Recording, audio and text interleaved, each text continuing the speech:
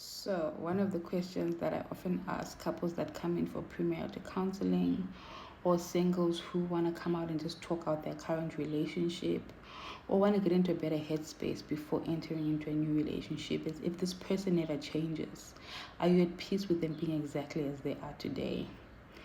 And I notice it normally takes people aback, but it definitely stops them in their tracks to kind of consider this person that they are with or wanting to be with.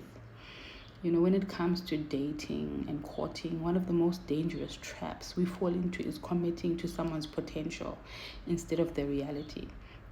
People often tell themselves they'll grow out of the habit, they'll prioritize faith later, or they'll step into maturity once life settles.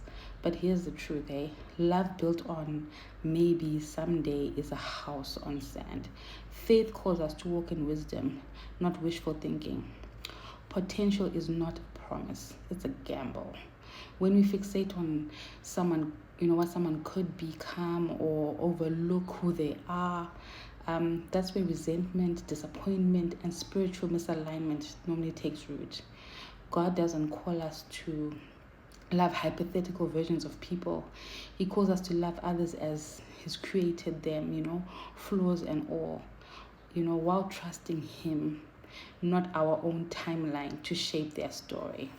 So normally I encourage people to ask themselves, am I excusing behaviors or values that conflict with my faith because I'm banking on them to change?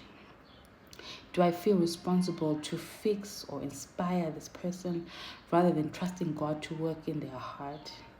Am I settling for less than God's best because I'm afraid to walk away from potential?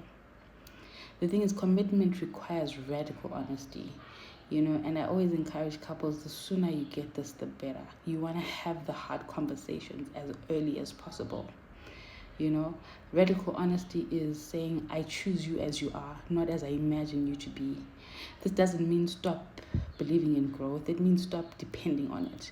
Trust that God will send you someone whose present character aligns with your non-negotiables, so you're not left waiting for a version of them that may never exist. So just some stuff to think about.